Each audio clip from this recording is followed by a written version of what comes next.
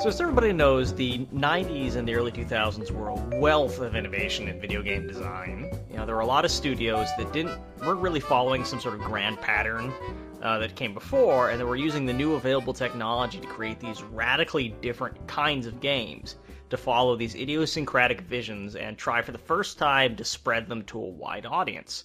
And there, you know, a lot of people are really nostalgic for this era because there were a lot of developers that made really cool, sort of special, unique games that had no market appeal and just instantly got the developer shut down. Like, pretty much none of the developers people fondly remember from, like, the 90s and the 2000s survived, like, 2007 at the very latest. So today, we're going to be looking at what it would do for some of these developers to get by today, and how they could sort of maybe make in the modern day. If they existed in some fashion or were revived and wanted to do the games they were doing before. Yeah, kind of the pattern we're looking at is Obsidian. You know, as most people know, Obsidian Entertainment, the RPG developer, is made up largely of developers who were, or at least at the higher levels, I assume, who were making RPGs in the 90s and the 2000s under the studio head Black Isle. And they made these kind of really nerdy, techie, writing-heavy games that didn't have enough mass appeal to keep the studio alive, but that are fondly remembered and have a cult following today. And now they've been like, okay, so let's try to take on the lessons of the game development for the past 10 years or so, and let's try to make these like hyper niche directed games that are good enough to have like a wide appeal. Let's try to like, it's actually really interesting because basically they don't have this gradual slope of innovation to draw from. They just have to kind of infer what it would have been like if people had kept making this kind of game for the past 10 years. And guess what the modern version would look like. So that's kind of what we're going to be trying to do today, is to guess like what the modern successful version of this studio's pattern and like sort of their voice would look like. All right, Chris, why don't you pick a developer to start us off with? We've got a little list here that we compiled. I want you to take first crack. Oh, this is going to be tough. This is hard. This is actually really harder looking at this list of now defunct studios and trying to find the one that I think should. Okay, I've got I guess one that I would like to see come back. LucasArts, the now basically defunct game maker. I guess in this context they're basically notable for people behind a lot of adventure games, namely, you know, freaking name some LucasArts, name some Scum games quickly. I can't think of Full Throttle, Monkey Island, Grim Fandango. I guess Full Throttle wasn't actually a Scum game, but it does actually have the Scum credits in it, I think. Oh, does it? Yeah. I think this one is maybe a little bit like the Obsidian example in that we kind of already have this. We do. In both Double Fine. Basically, Double Fine is doing a lot of the work that they used to do at LucasArts. What's the game that just came out? You're not talking about Broken Age. No, the other one. The I cannot for the life of me remember the name of this game. Well, that's kind of an interesting thing, isn't it? Go ahead. I'll look this. It's kind of an interesting thing is that, you know, we're kind of like saying, yeah, well, no, here's an example of a developer that really has brought this back. And to a point, that's true. You know, Tim Schafer did, in fact, work on some of those old LucasArts games. And now he has his own studio where he's crowdfunding these, and very successfully crowdfunded, like, these adventure games that are like a return to this form. Except people didn't respond to them all that well. Yeah, it's generally been pretty lukewarm, hasn't it? I'll be honest, I haven't played any of Tim Schafer's games ever. So I don't really know what the problem was with the remakes and the new adventure games he's been doing. And it's kind of weird because we do live in kind of an era where adventure games have been making a comeback, largely not because of Tim Schafer and the new studio name that I forget. Yeah, when I think of new adventure games, I think of things more like the Charnel House trilogy, and I think of things like there's Cat like Lady.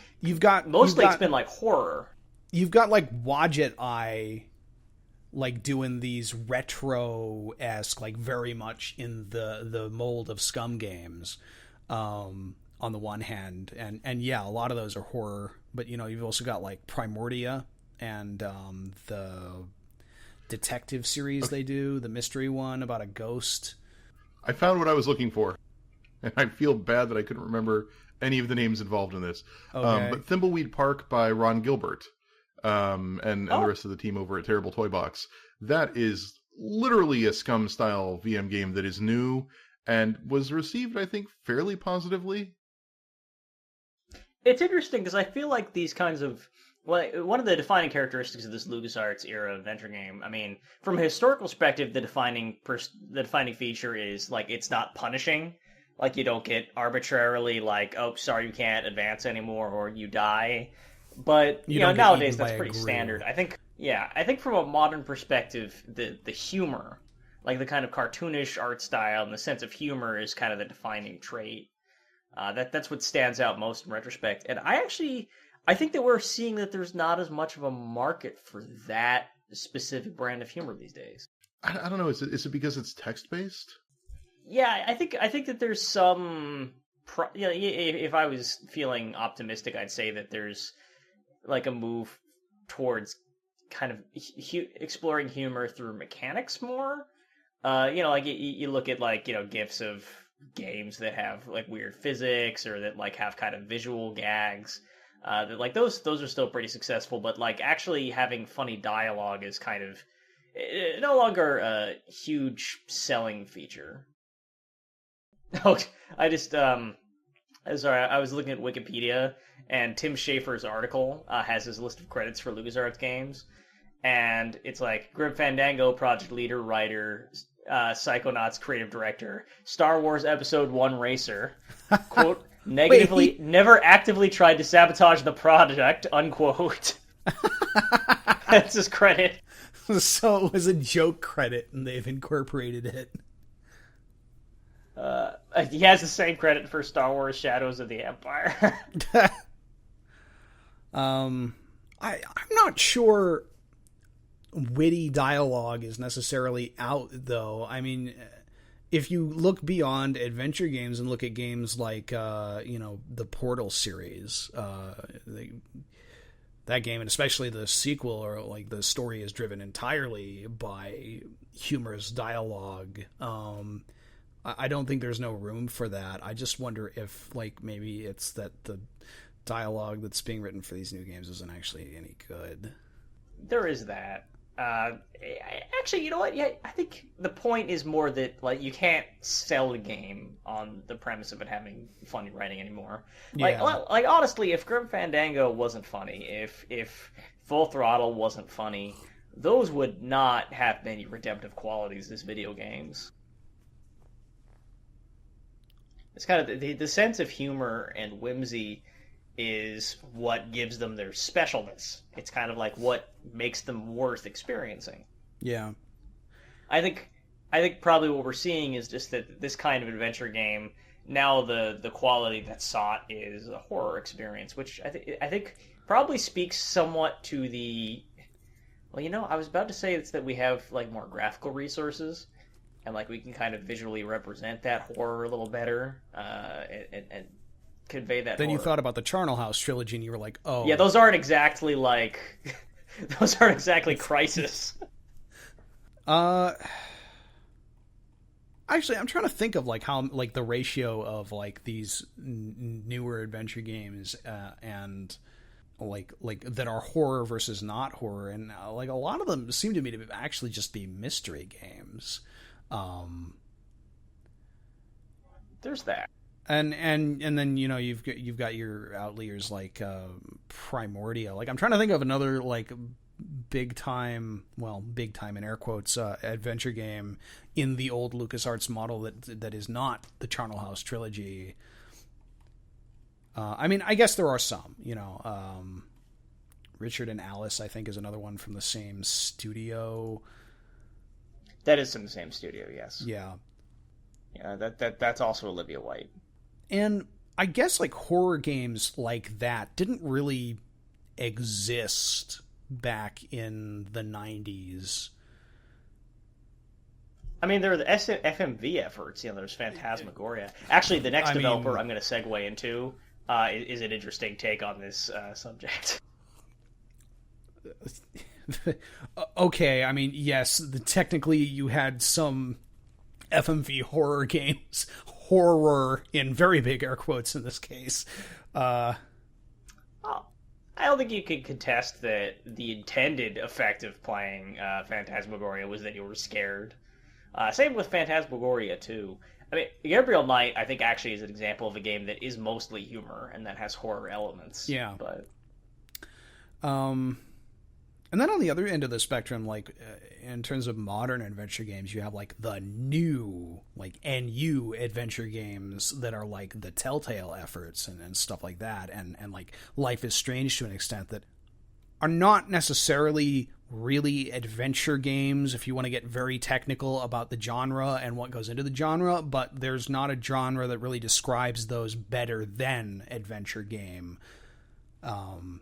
They're generally about exploring spaces and in a not entirely linear fashion, and solving some sort of puzzles and stuff like that, and telling a narrative with characters and dialogue, which was an aspect of adventure games that I think a lot of people kind of forget, which is that if you wanted to do a game that had a story in it, for a long time, the adventure game was really the only place that you like would be able to do that. Now, if you wanted to tell a game that had like a cinematic story, I should clarify, like obviously games like Diablo or Ultima, they have stories in them, but they're not the same. They don't really play up any kind of connection. The earlier ones, like the earlier RPGs, didn't really play up a lot of connection to like cinema and movies and the way dialogue and framing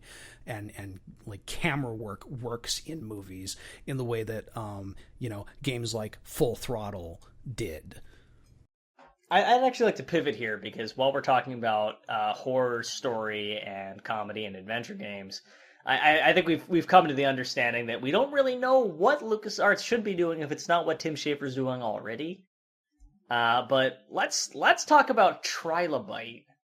So for those who haven't heard of it, you might have heard of The Seventh Guest and The 11th Hour and The Seventh Guest and The 11th Hour, which were really early killer apps for the PC. I mean, really, really early. That were trying to sell you on like the awesome power of these new machines by having adventure games with really intensive graphics. Like that was the they were really wasn't it more they like were really more killer apps for the CD? Yeah, like hey, we have enough space to put like full motion video on a disc and sell it to you and get it to your house. Isn't that cool? Because the jump from the end era floppy disks to like the amount of data that you could store on the first CDs was like what, 25 times or something like that. No, a floppy disk was 1.44 megs. An average CD yeah, but you could get like a 700 double megs. Formatted floppy disk, and I think the first CDs So were something it was like 700 at the times. I thought the first CDs were something more like 300. And then they kicked them up pretty quickly to something like 500 or 600. It's interesting because ostensibly these were horror games, but I think it's actually difficult to find an example of the kind of horror The Seventh Guest, kind of by definition and like kind of by the limitations of the era, was. Like The Seventh Guest was not scary; it was spoopy. Like it was scary to kids. It was scary. I was afraid of it. I mean, yeah, I was also afraid of it as a child, but it was very much like it has these corny FMV cutscenes. It has, which even then, it's like, okay, it was the best they could do, but it wasn't that great. Cheesy acting was still cheesy acting back in 1993. And then, there's kind of like the narrator speaks like a Vincent Price voice, getting a little lonely. And, like, there's these, there's a puzzle involving, like, a cake dressed up like a graveyard, if I remember correctly. A cake dressed up like a graveyard? So I've never played Seventh Guest, so like I don't... toppings. I have, like, a vague idea in my head of what the Seventh Guest was from, like, the occasional Let's Play I've seen over the years, where it's, like, about exploring this mansion while a party's going on and ghosts show up or something. Well, the party is ghosts. Oh, it's a ghost party. I feel like Ghost Party would have been a better name for this game. No, the Seventh Guest is actually a fantastic name for a video game. It's very, like, it's Myst, but with spoopy Myst. It's spoopy Myst is really what it is. Yeah. Exactly. Myst was another one of those, like, here's the power of the CD-ROM games. Yeah, and Trilobyte made it pretty clear that this was their aesthetic. Like, this is the kind of video game they wanted to make. And I'm down to see another game with this kind of horror aesthetic. The question is, what kind of video game would this even be today? Oh, that's really hard, because I'm torn between saying that it's a very specific... Because they sort of have two aesthetics, right? They have a play aesthetic and a visual aesthetic. Because their play aesthetic is very much filmic, FMV adventure games with obnoxious puzzles to solve. But then their visual aesthetic is very much spoopy, but not jump scary, just sort of overall creepy. A lot of ghosts. I mean, the 11th Hour has that cover that has the baby doll face in front of a bunch of clocks. Like, it's just sort of like overall creepy. And I don't know if they'd rather end up making something that is like continuing on in the FMV tradition, or if they'd end up making something spoopy that maybe is a bit more modern in terms of its design. I really don't know which way they'd go. Yeah, the indie section of Steam is full of horror games that amount to wander around an environment, collect items, and solve simple puzzles in a linear fashion while scripted horror events occur. And I can see them making a game like that, while retaining kind of their horror sensibilities, which are less about, like, kind of these stripped-down modern monsters that are just like, let's take the visual elements that are as disturbing as possible when flashed at the camera, thanks to the developing science of shit-your-pantsology that caught on the mid-2000s. And that's more theatrical, like sort of more over the top, like more 90s remake of a Vincent Price movie. Like, that would be pretty special. But I would also, you're right, I would miss like the Myst style puzzles in that kind of approach. I think another core question here is being an FMV game, like, necessary for their aesthetic? Like, could they do it as an FMV game? Because, like, you can still make FMV games. Contradiction in the new Tex Murphy game that I'm not sure... Is that game out yet? Did that game come out? I don't know. I feel like it did. It did. It didn't do that well. What a surprise. It's a Tex Murphy FMV game. Oh, God. But, like, there's a market for these games in some capacity, but it seems to be kind of, like, entirely built around this nostalgic, like, haha, look at how awful FMV games were. What if we did that with modern equipment? Like, complete with all the wooden acting and ridiculous over-the-top nonsense. It's got a charm to it, but I'm not sure, like, would that work for Trilobyte and the Seventh Guest, which wasn't, like, an FMV game in the way that, like, Tex Murphy is an FMV game anyway. That's right. I mean, most of the graphics were CG. Yeah. It's just like the actors were FMV. I'm wondering if it would end up with something like Abduction. Like a 3D environment with maybe FMV projected characters. That'd be pretty fun, actually. I mean, you could dump the FMV stuff, like, and probably and just have some well animated, 3D character models, and it probably wouldn't be too bad. Although the FMV stuff might give it some of that like spark of like, this is our identity. To be honest, I think that if we're talking about, so if we're examining this from a perspective of how would they be financially successful with this redesign, we're taking the wrong tack. Because, like Schaefer, Trilobyte actually did try to kickstart a new seventh guest in the vein of the old one. And unlike Tim Schaefer, they failed several times. Oh man, I didn't know that. Yeah, it was actually pretty embarrassing. I think they might have crowdfunded a board game? That's sad, because I really like... I have strong memories of the Seventh Guest, and I have strong memories of the 11th Hour in particular.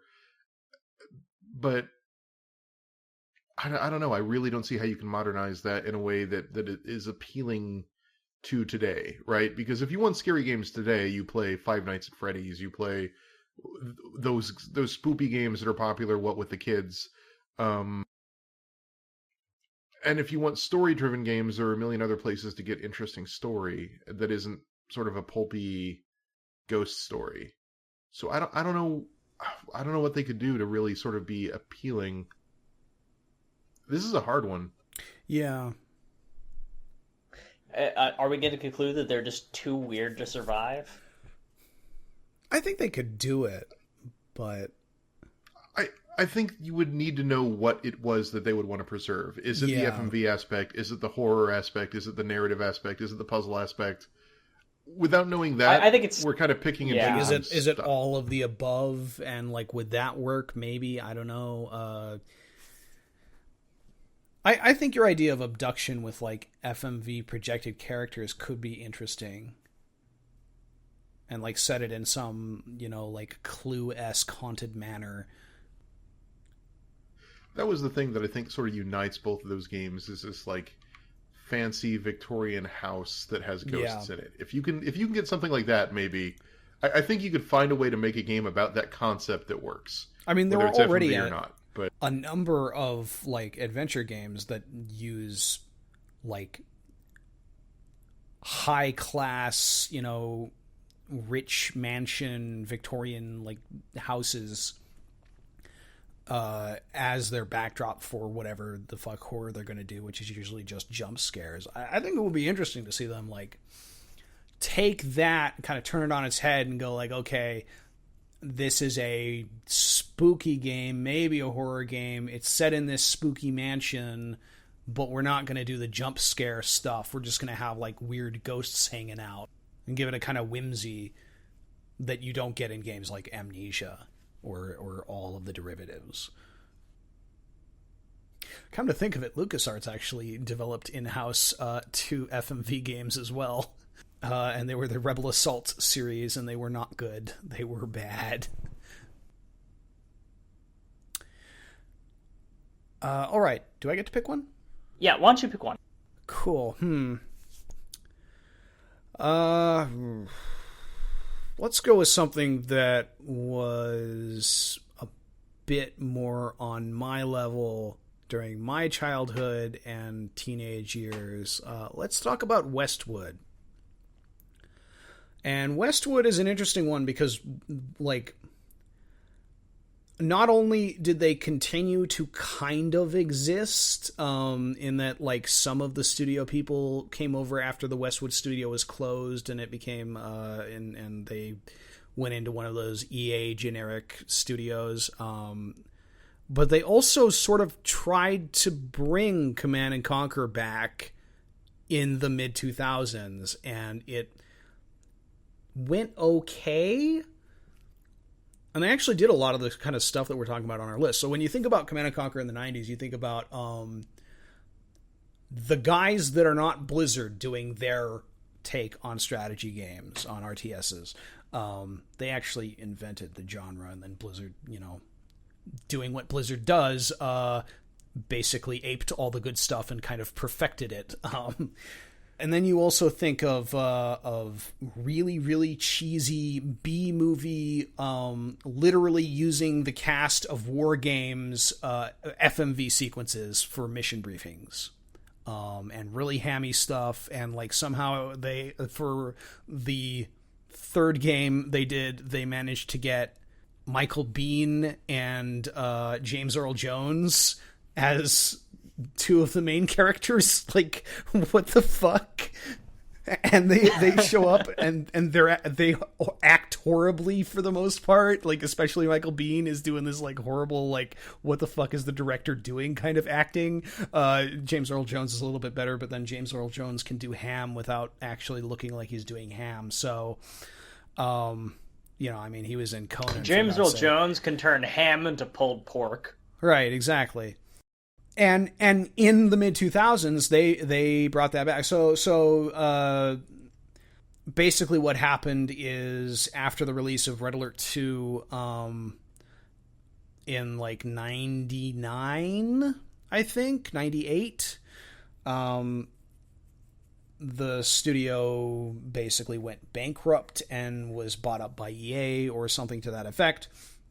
And then they produced Command & Conquer Generals, which was in many ways a better gameplay-wise than the previous games in the series, but lacked all the charm. It was like generic, like very much 2000s America. Like, this game was released 6 months into the Iraq War, so this is all about the good guys preserving freedom America versus the extremely racistly typecast Arabic Muslim liberation force versus like China.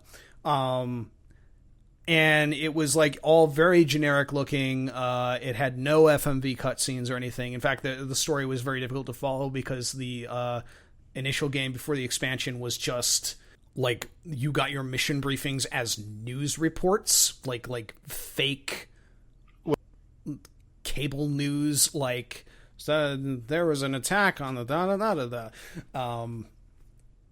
So does this even take place in the Command & Conquer timeline? No, it's completely like this different. Nod or Kane or no? Okay, it's America and China and like fantastically racist take on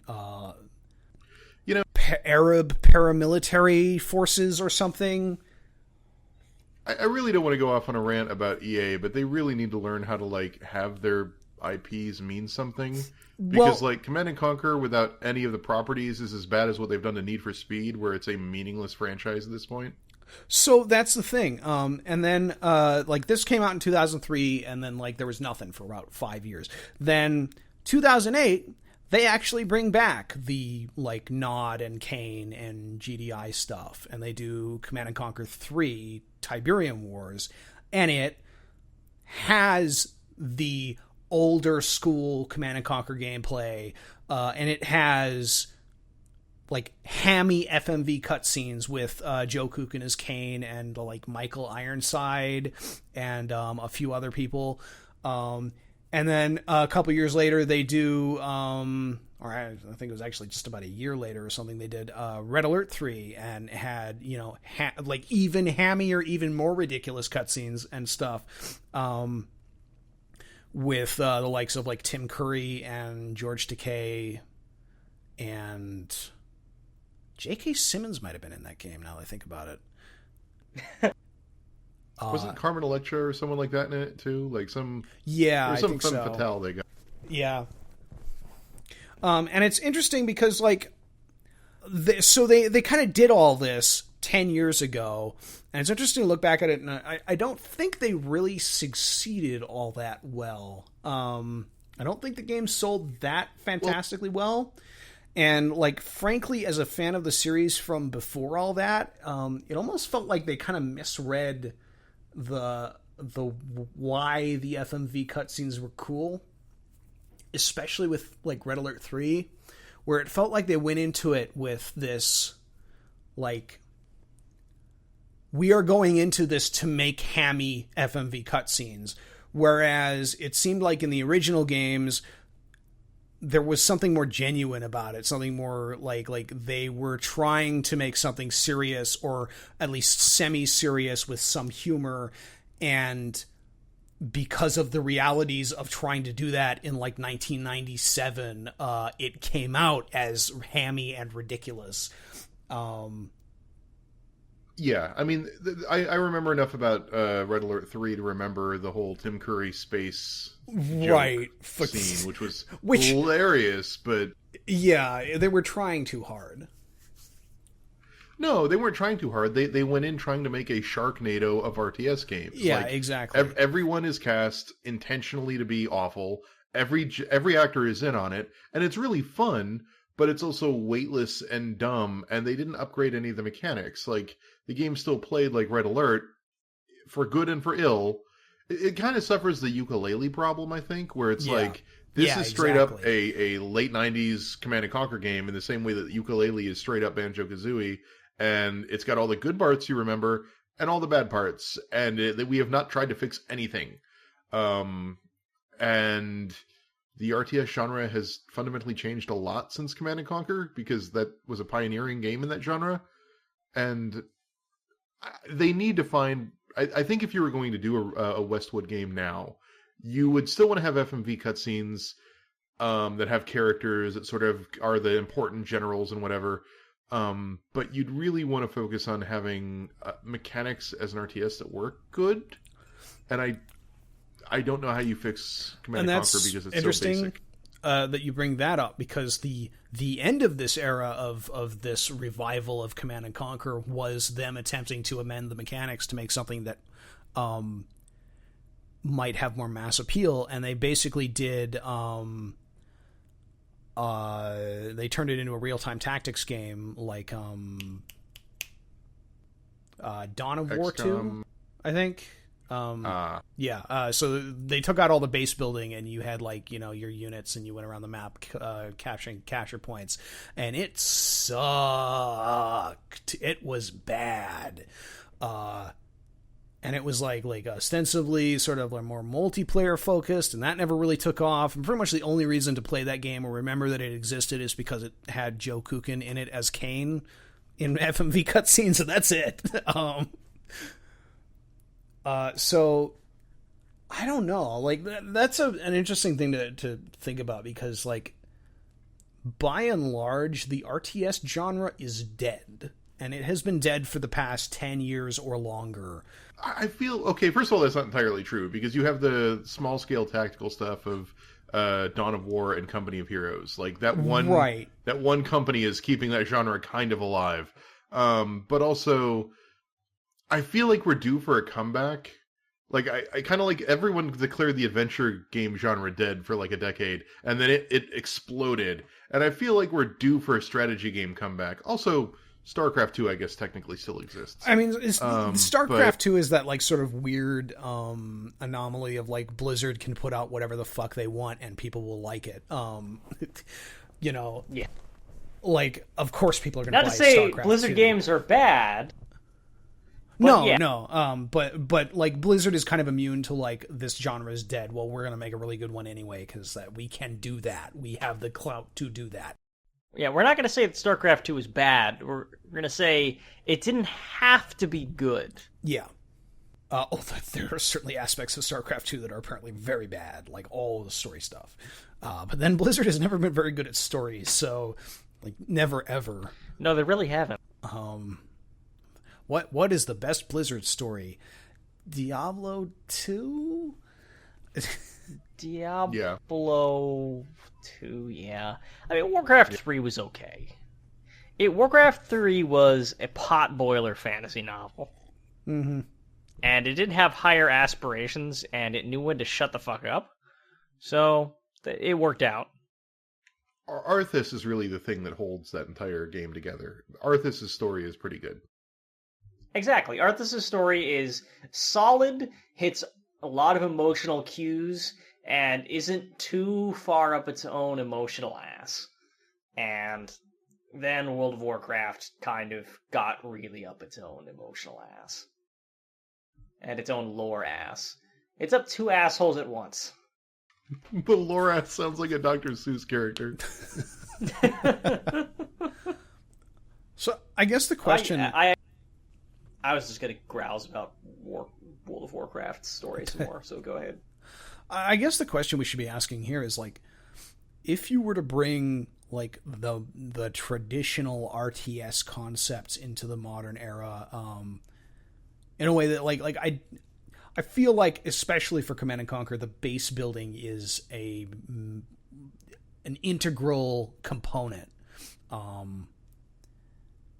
And like taking that out, like kind of fundamentally changes what the game's about, and that contributed to, was not the sole reason for, but contributed to the fact that, to the reason why Command & Conquer 4 was so poorly received.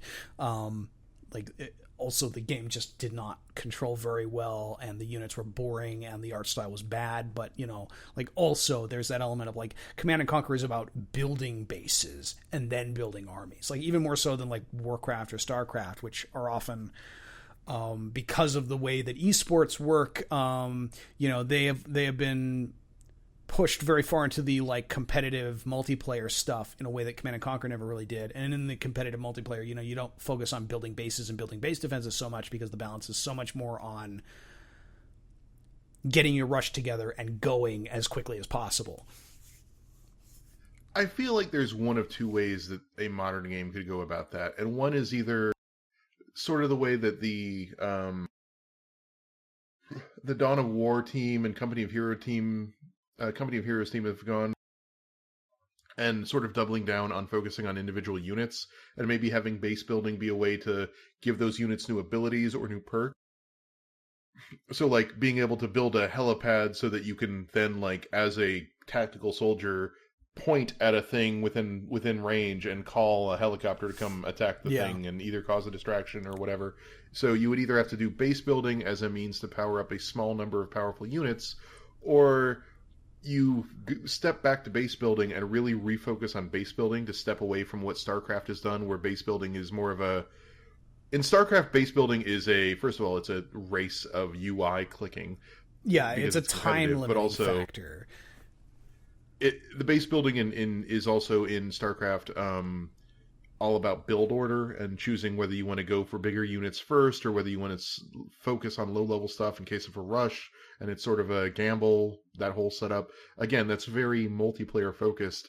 I'm wondering if you could sort of step back to base building and really look at it as a means of setting up a real economy, which is something that I think Command & Conquer tried lightly to do by just sort of saying, go mine Tiberium. We don't, whatever. It's what you do to build stuff. You need money, you mine Tiberium.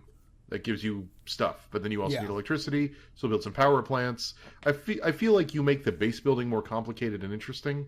And so each unit that you build matters more because it requires more interesting, complicated infrastructure to keep alive. That might make the game interesting again. Really focus on, like, it's not so much about just setting up a base and then building a shitload of units and then just overwhelming your bad guys. It's about building a base and setting up enough infrastructure to be able to get to complicated units while also building enough guys to defend yourself until you get the proper units to attack. You could do something like that. That would be probably interesting. Maybe an element of, like, there are multiple different kinds of resources that you need to have access to, and they're not necessarily all going to be in the same place on the map, so you need to, like, set up expeditions to go and, like, take and hold certain areas of the territory, and that becomes, what defines where battles are going to happen as you fight over resources on the map. Yeah. Because if there's one thing that's really defined RTS games in terms of base building, it's your base is really confined to your little corner of where the resources are located. Yeah. I'd love to see a game where, like, you're intentionally building buildings all over the map. That could be really cool, and that's not really a mechanic that you see too often in most games. I think that could be neat. Did anybody else feel like Dawn of War kind of simultaneously revolutionized and then in the next breath completely destroyed the traditional RTS? I could see that. I mean, Dawn It's of like War that game came... almost like convergently evolved into the same sort of stuff that MOBAs did, right? Like where the focus is more on units and less on like structures and base building. That's precisely how it happened, though. It's like, Dawn of War came out and it was like, hey, what if we had a real-time strategy game that was focused a little bit more on, a little bit less on, like, fiddly logistics and a little bit more on kind of these immediate visceral elements, kind of like managing these forces, not in such a micro way, but in a slightly more, like, about zone control and about, and bring in all these team sports things. And everyone was like, oh, that sounds great. I can't wait to see the new genre of RTSs that have this blend of resource management and, like, zone control. And then, by the time the next Dawn of War comes out, it's like, yeah, we decided we don't want to do the base management stuff so much anymore. And everyone, it's like the spell of Dune-styled RTSs was instantly broken. I think that's the trick of it. That is the real trick, because the modern RTS, with Dawn of War and MOBA influence and everything else, has moved away from base building almost entirely to focus on units. And now you've either got lane control stuff like MOBAs, or you've got sort of tactical strategy games, but in real time. Your Final Fantasy Tactics, but in real time, like in your Company of Heroes. To bring a Westwood style game into 2017 would be to find a way to make base building matter again. If you can make a game about building a base that then gives you troops that lets you deploy them in a way that isn't just the StarCraft style build order matters and then build a bunch of crap and then go attack someone, that I think would be the key. If you could figure that out, you could do this. And then fun FMV cutscenes, because yay. Yeah, fun FMV cutscenes that are not about making ridiculous FMV cutscenes. I think you could do an intentionally campy Sharknado version of the game if you did it right. The problem is they played the story straight while the acting was all camp. The game needed to be more aware of its camp if it was going to do that. Yeah, I feel like CNC3 did okay with the FMV cutscenes in a way that, like, Red Alert 3 did not. Because the Tiberian stuff had always been a somewhat more serious setting. So, like, the camp was more of a, like, actors acting out too much and less of a, like, this is also kind of ridiculous and funny. And then, like, Red Alert 2 was always just this sort of, like, wacky alternate universe 70s setting. Yeah, that sounds pretty good to me. I think you could maybe like up the scale a la Supreme Commander, maybe make the maps bigger, and that would probably add emphasis to the base building element, where like you can't just put together one little tank rush and go and take over the whole map. All right, who's next? Oh, sorry, Rutsgarn. Were you gonna? Yeah, let's. No, I have nothing more to add about Command & Conquer. Okay. I'm just picking out a good one. Okay. I don't know. We want to go controversial. What? Sorry, we're gonna say. Sure. I think we've been going for almost an hour, so let's maybe 2 more of these. Okay. Let's do 3D Realms. So 3D Realms made... Okay, so yeah, they're well known for dying because they failed to deliver Duke Nukem Forever for over a decade. But is that actually the reason why they died? Yes. If they had kept making games... Well, yes, it is the reason why they died, but let me put it this way. How much of a market is there for the 3D Realms brand of like super macho, not politically incorrect shooter these days? Because, at the one hand, you don't think of, like, gamers as being a very politically correct bunch, but on the other hand, you don't actually see a lot of shooters that have this kind of crass element to them anymore. I mean, Duke Nukem Forever came out, and it was very widely panned for how crass it was. Yes. I think it's possible that you could develop a game that has kind of the same... like impish, immature spirit as the original games without being quite as gross. Like that's the problem with Duke Nukem Forever is that it's not that it's like immature, it's that it's like you kind of feel like you don't want to be in this world. Yeah. Like this is Duke's fantasy world, and it's not a very pleasant place to be. Oh, I feel like if you were going to be this is going to get me in trouble.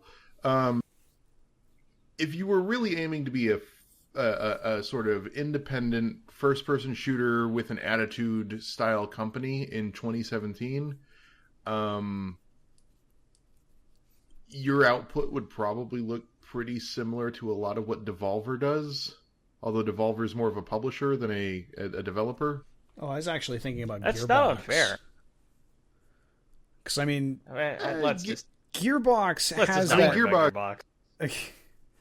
Well, I think it's an important thing to bring up because Gearbox does kind of do the like charmingly immature sort of irreverent shooters with some element of crassness to it, but not nearly at the level of like the Duke Nukem like toilet humor stuff. I think it's somewhat mitigated by the format that they've chosen to make Borderlands into, where Borderlands is basically Diablo as a shooter. So there's a lot of time spent not really doing anything to do with the story, and a lot of the like humor comes from like, hey, that bad guy is a 20-foot tall midget, you know, like from sort of environment and like enemy design more than like dialogue and you know cutscene stuff that Duke Nukem kind of had. I mean, yeah, they are in a sense making these games still. Like they're making new Shadow Warrior games, and those are doing okay. And how they're styling them is they're just making these very kinetic, polished but not super high budget first person shooters that have like some kind of goofy and over the top elements but aren't really ruled by them. Yeah. And also, like in the case of Shadow Warrior, like trying to strike a balance between like being kind of this B movie and not being racist like the original Shadow Warrior was. I think part of the problem is that even though 3D Realms as a company doesn't exist anymore, their influence is still pretty widely felt. Like, Randy Pitchford works at Gearbox, but he used to work at 3D Realms. Like, and he's a big head honcho over at Gearbox, which is weird, right? Like, not weird that he's the CEO of Gearbox, but that, like, he carries that mentality forward with him to Gearbox, which is, I think, why Josh immediately associates... Yeah. I mean, they were involved in finishing Duke Nukem Forever, right? Like, yeah, there's that element, but also, like, the other, like, style of, you know, stuff they've done aside from that, especially Borderlands, is very much along those lines. I was thinking, actually, People Can Fly, because Bulletstorm is very, very much a Duke Nukem game, to the point where they put Duke Nukem in it after it came out for the re-release. So, wait, what? Yeah, Bulletstorm Full Clip Edition came out, and is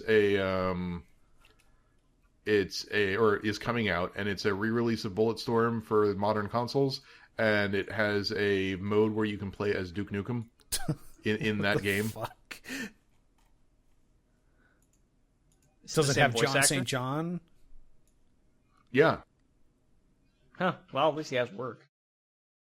You know, actually, I have a weird thought about Duke Nukem, and I want to see what you guys think of it. And I want to circle back around to what you said, Chris, about Devolver Digital, because it occurred to me that one of the things that I think made Duke Nukem work in its era isn't just like, you know, the drift in culture as much. I think that it's actually the fact that Duke Nukem was kind of minimalist. Like, the actual visual elements and sort of storytelling going on was very simple. And, like, it's mostly like it was a shooter, and then there was, like, these touches that add, like, sort of referenced this character of, like, a stereotypical 90s macho womanizing action figure. And it's kind of like, with that level of exposure, it could be funny. But I feel like one of the things that really comes across when you watch footage of Duke Nukem Forever is that when you see a fully realized world that is in every sense detailed to this very stupid character, it quickly becomes tiresome at best. Because it's no longer just kind of like over the top touches. It's like just kind of a never ending self-parodic mess. Yeah. Like it's good as it could work as an accent, but it can't work as the meal. That's a good way to put it. I think like Duke Nukem in Duke Nukem 3D is horrible, but he's horrible in fits and starts. You know, he's horrible when there are like specific scenes that let him be horrible, and that's like once or twice an episode in otherwise big adventures that are mostly about shooting aliens. Whereas in Duke Nukem Forever, his awfulness is front and center because he won't shut up, and it is basically a series of set pieces to let him be a douchebag, and they try to be kind of self-aware of that, but it never really works in a way that the old games did, where the old games sort of, yeah, he's probably a douchebag, but he's saving the world. Whereas the new game, Duke Nukem Forever, is just constantly, he's being a douchebag every 30 seconds. Yeah. Every 30 seconds.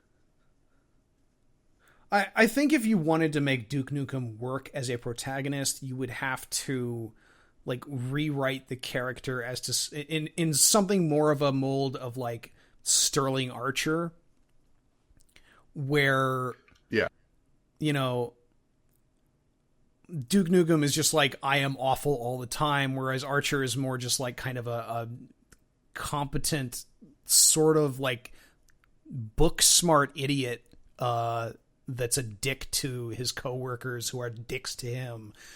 Or have, if you want to keep Duke Nukem the way he is, I think that could also work, but you need to have the universe recognize that he's an insufferable asshole. The problem is Duke Nukem is an insufferable asshole who gets rewarded with, like, all the women love him, and he lives in a giant palace in Las Vegas, and there are statues to his honor, and he owns a McDonald's franchise that bears his name, and he is a movie star, and people want his autograph, and all of these things are true. These are not exaggerations. These are things that happen in the Duke Nukem universe. He's a schoolyard bully in a movie where, like, yes, you know, bullies can't do that by and large in real life.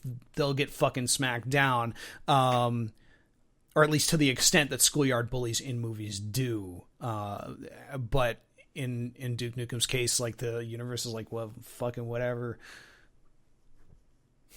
In that way, actually, now that you mention all the ridiculous stuff, it's Saints Row, like the later Saints Row games seem like Duke Nukem games to an extent.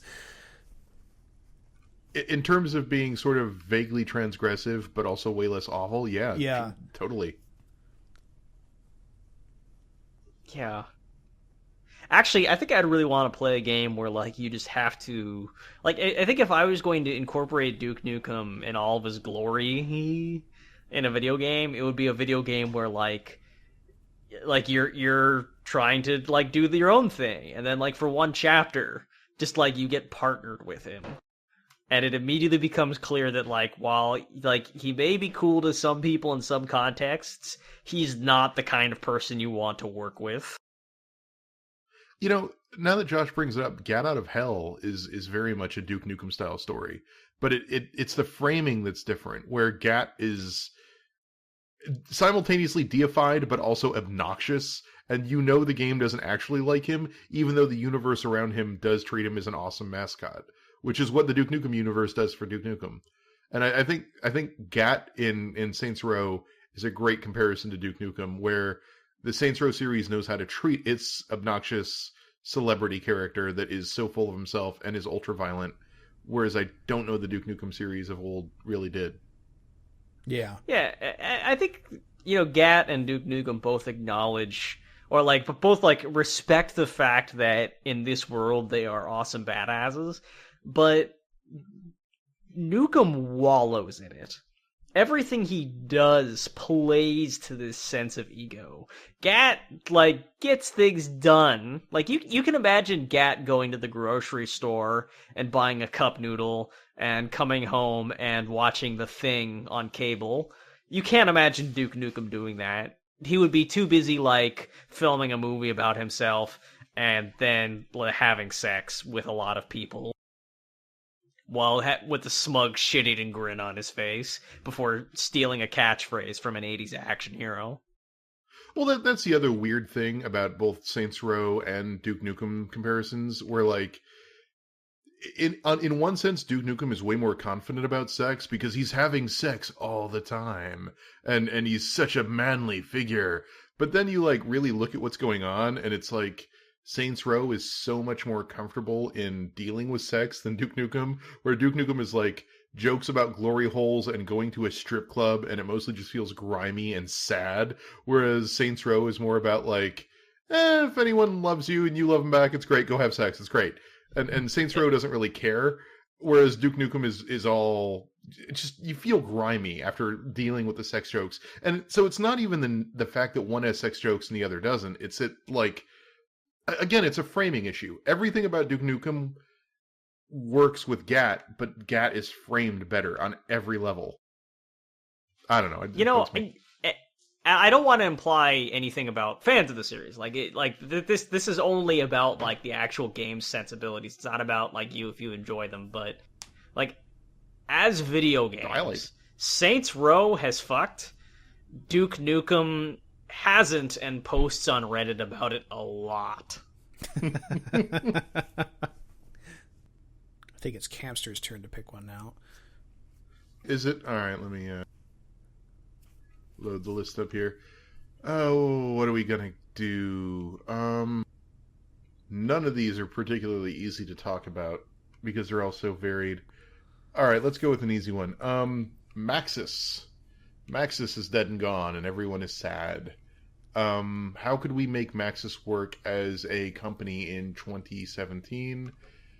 That's hard. I don't know if I have a great immediate answer to that. I mean, Maxis is an interesting one. Definitely could not make Maxis work as a company. Well, it kind of still exists, though. I mean, you still got the Sims games, and you could kind of argue that name exists. That the Sims is something different and separate from the rest of Maxis's efforts. Yeah, I would, especially in the way that it evolved. I think the last original Maxis game was Spore. I love The Sims, and The Sims is definitely a Maxis game, but at this point, The Sims is a separate brand that does its own thing. Yeah.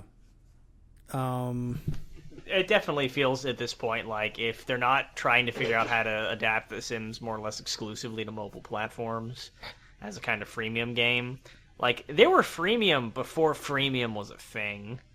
With their, 30 expansion packs. Yep. And never going down Except in price. I say freemium. I say freemium, but of course, they've all been full-priced releases. Yep. That then just have a bunch of expansion packs. There's nothing wrong with that on the face of it. It's really, really expensive to buy all the Sims 3 DLC. I mean, moving away from The Sims, I think what I would call a Maxis game is basically any attempt to simulate an interesting system that is based on a real system in any engaging way, right? Give me some engaging attempt to systemize a real life system.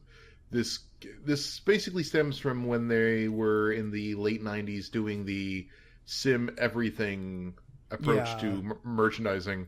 Sim Ant, Sim Sim Life, Town, Sim Life, Sim Copter, Sim Earth, Sim Isle. Sim Isle was fantastic. Sim Earth was really interesting in the fact that it very clearly led up into Spore, and it turned out that was not a good idea. But I feel all of these paradoxically, games... the better rendering gets, the less appealing a lot of these simulators really are.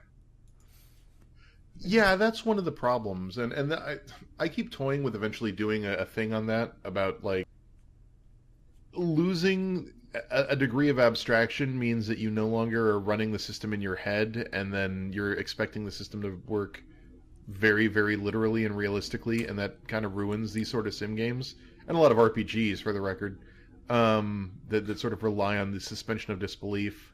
Which But was actually a problem experienced by the latest SimCity game, where they put all that effort into making like individual citizens being simulated, and it like, and on the one hand, you can understand why they were going with that because like they had the power to, and you know, hey, that's an interesting way to simulate a city, is you just simulate all the people in it at once.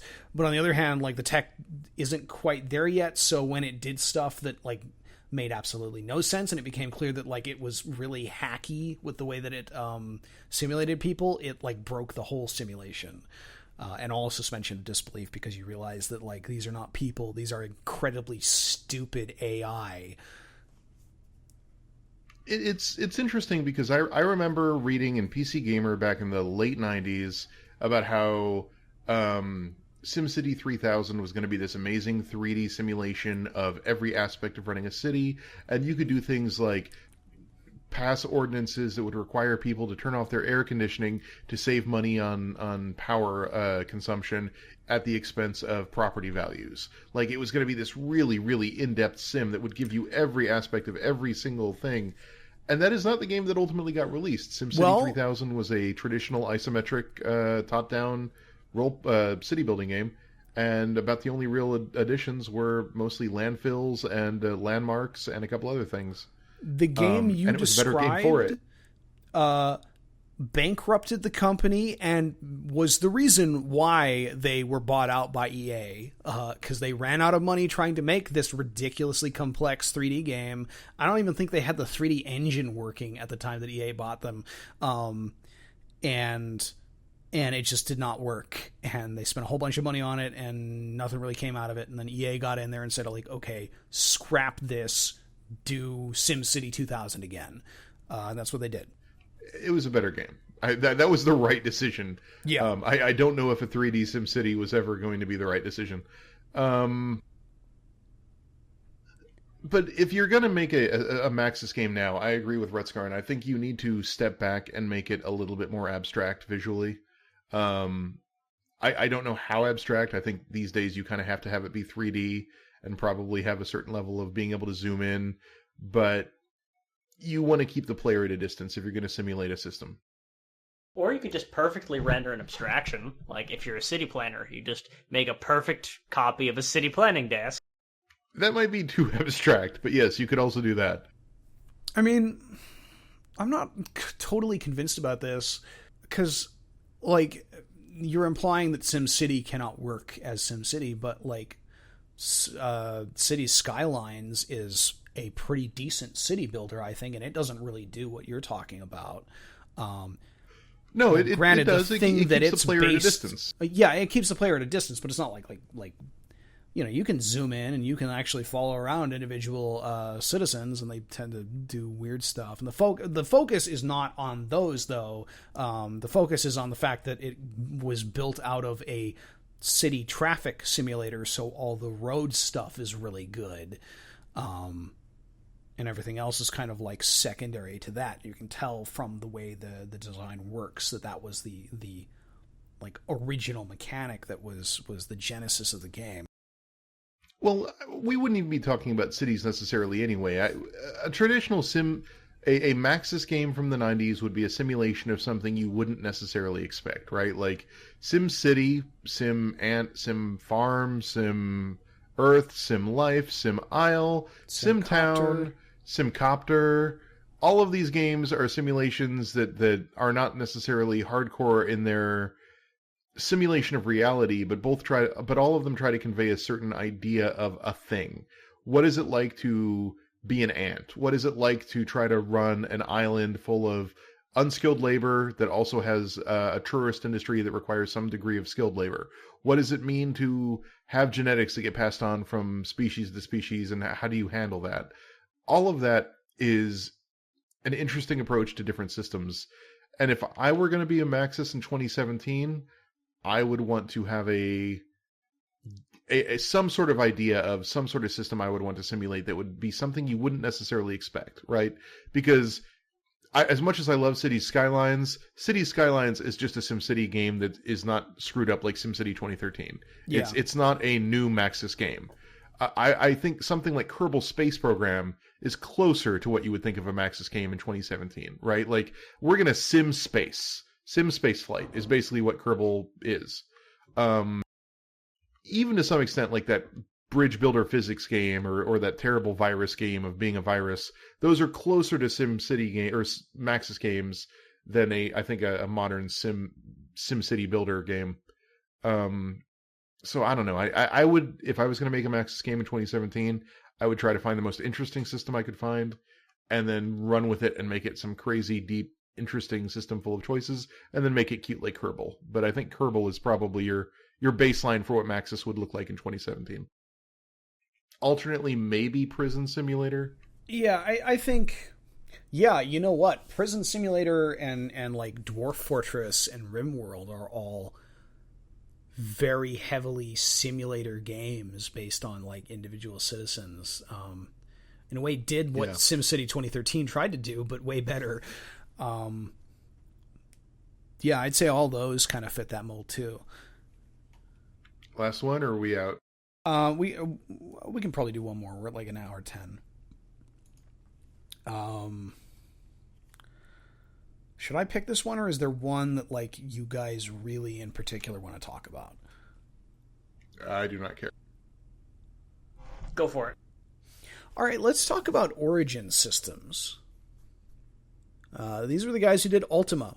Richard Garriott, who went to space and then came back to make an MMO that failed horribly and was shut down after a year.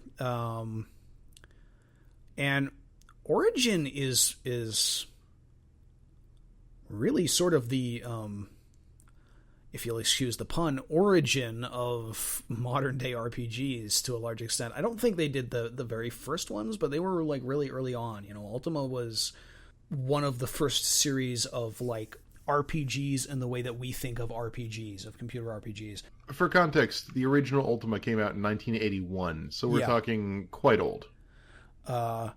And at the same time, they're kind of like not in the lineage of RPG games that are actually based on tabletop RPGs.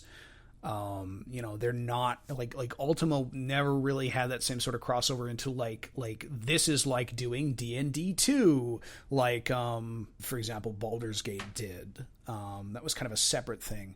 In fact, actually Ultima and what was the other studio doing RPGs like that early on? I got nothing. I don't remember. I'm sorry. What was the other studio doing games like what? Doing like Ultima style like RPG stuff like in the 80s. I cannot remember. No, I got this. Surtech. And their game series was Wizardry. Yeah, Wizardry. That's it. Ultima and Wizardry were actually they inspired the first JRPGs. Like, they inspired Dragon Quest. Dragon Quest 1 was a very sort of Ultima Wizardry-esque game. So you got this kind of weird sort of crossover lineage where the Ultima games they're not JRPGs. And they don't really have a lot of the trappings of the JRPGs, but they inspired the initial JRPGs, Final Fantasy, Dragon Quest, and kind of evolved in a separate line away from sort of the more modern RPGs that we have that are like Baldur's Gate lineage, where they're based heavily on like RPG systems, and have only recently, over the past 10 years, kind of moved away from just being like Dungeons and Dragons on a computer. You know what's kind of weird along that line? Actually, one of the really big and I think modestly successful series on this genre was Realms of Arcania, which was based on Das Schwarze Auge, which is like the really obscure German version of Dungeons and Dragons. And for some reason, they adapted this mechanically with, I think, a good deal of fidelity, and then actually aesthetically not very much so. Yeah. into these like wizardry styled RPGs, which are not great. And the sort of conceit with the Ultima games was always this sort of generally open world that could be sort of attacked in a non-linear fashion. Not a lot of hand-holding, especially not a lot of hand-holding. Remember, this is an RPG game from the 80s. And this sort of like recurring storyline about like the avatar, which is you, and actually like you physically from the real world getting teleported into this like video game world, which was always a little weird. And kind of about like judging you for the choices you make. Actually, when I'm thinking about it, probably the closest RPGs that we have in the modern era to the sort of aspects that made Ultima unique are probably the Bethesda games, in terms of structure and in terms of like, story focus. I'd say games like, Morrowind, Fallout 3, Oblivion, Skyrim to an extent, are very much in that mold of what Ultima was trying to do. Now Bethesda of course has like a much more robust idea of what it means to be an open world game, and that generally involves really wonky physics and NPCs that clearly have no idea what they're doing. But like that aspect of like create a character, you can just kind of create whatever you want, and this kind of somewhat disjointed storyline with similar elements across all the games. And, the freedom to kind of explore the world your way and to do like whatever the fuck you want. Kill NPCs if you want to, steal stuff, whatever. That was all like stuff you could do in the Ultima games. In fact, they did the first, not the first MMO. I think that was like technically like Meridian 59, the first graphical MMO, or 3D MMO anyway. Ultima wasn't 3D, but Ultima Online was one of the early prominent MMOs. It came out in 97, I think. And like you could basically do anything in that game. You could kill NPCs, you could kill other players and steal their stuff. It was that kind of game, like open PvP, and like you can basically do whatever the fuck you want. None of this like World of Warcraft, like this is the NPC that stands here and they're always here at the end. During the closed beta, at the end of the closed beta, they had an event where Richard Garriott was in the game as his, sort of self-insert character, Lord British, that had been in all the Ultima games, and is like, and he was supposed to be unkillable, but one of the testers managed to steal a fireball spell from one of his guards and kill him in the middle of this speech, in the middle of like an in-game event for the end of the beta, and got banned for it.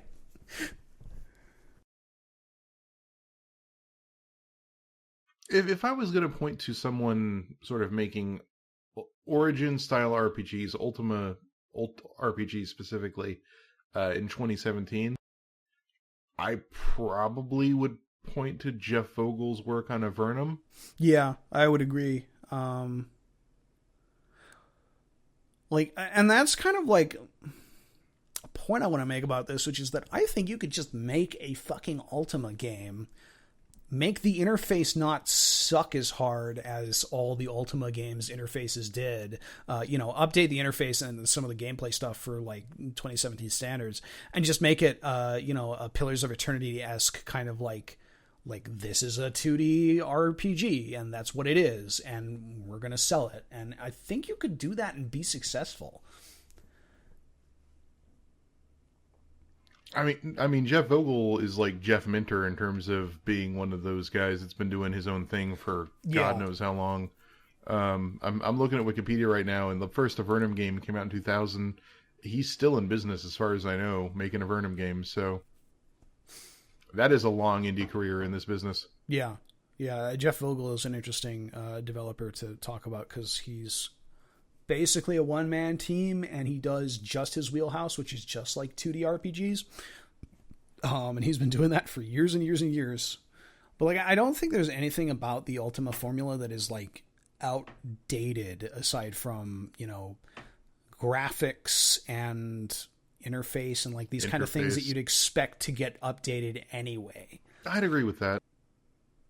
And I think we're in like we're in a revival for like 2D RPGs, like 90s RPGs. And I think it would be really cool to see an Ultima-esque game or just a new Ultima game show up. Although I think EA still owns the Ultima license for whatever that's worth.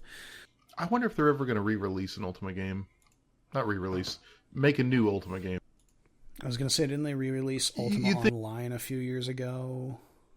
You'd think EA would be interested in having sort of a big, classically acclaimed RPG that could rival their Bethesda and 2K competitors with Oblivion or whatever. Like, if you could have an Elder Scrolls competing game that has the history of Ultima behind it. I mean... I guess maybe they're afraid to do it without Garriott. Garriott is making a game still. It looks terrible. It's like some sort of but Ultima Online successor-esque game that he did like a Kickstarter for. But like, I think the other issue is that EA already has BioWare, and I think like I shouldn't laugh, but I know people that work at BioWare, and I shouldn't laugh, but it's not the same thing as a Bethesda RPG. But like, what does it look like on a corporate level? You know, like they were clearly trying to do Bethesda-esque stuff when they did Inquisition and Andromeda both, with that sort of like big open world. They missed the point entirely and made something that was more like an MMO that sucked. But you know, there was that element of like, hey, people like Bethesda games. Bethesda games are really a big takeoff. Like, let's incorporate big open world stuff into our games. But the thing with Bethesda, it's really interesting. They don't really have any direct competitors for games of that specific exact type. Maybe the closest would be The Witcher 3, but The Witcher 3 is still much more BioWare-esque and Obsidian-esque in its design focus. Like, nobody makes open world RPGs where the idea is to like systemize the world and like not put too many barriers into the way of what the player can do. So if the player just wants to steal all of the cheese wheels in the town, they can. I want to play Cheese Wheel Thief. But like, I expect like if EA ever did revive Ultima, they wouldn't do it like a Bethesda game. They would just like give it to BioWare or something and have them make it, or they turn it into some generic shooter or something. Like, I have no faith in EA being able to the Ultima shooter. Yeah, you know, like XCOM. That worked out so well. Granted, that was 2K, but still. All right, I think we're done. Well, we need to... Yeah, let's call it a wrap. What have we learned here today? Okay, I was going to say, we got to do an outro. We're not just going to leave it on like, well, Josh said some stuff about Bethesda and EA. Yeah, you know, I think we expected to have a slightly more cohesive vision for where each of these individual properties could go, but I think what we've discovered is a lot of these kinds of games, people kept trying to make them sort of, and there isn't really a clear, like, end destination. Yeah, I think we just sort of moved on away from a lot of these genres. FMV games, RTS games, they either still exist or people have been trying to remake them for years and it just never clicked.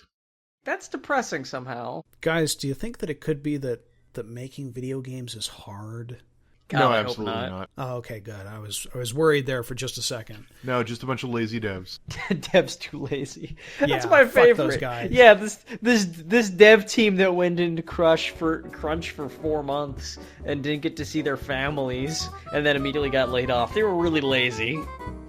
Just saying, I don't see any Ultimas. Lazy devs. I mean, to get an indie Ultima, you'd also have to steal it from the second largest game publisher, so let's make a game about IP Let's call it a rights. See you next week, everybody. Bye.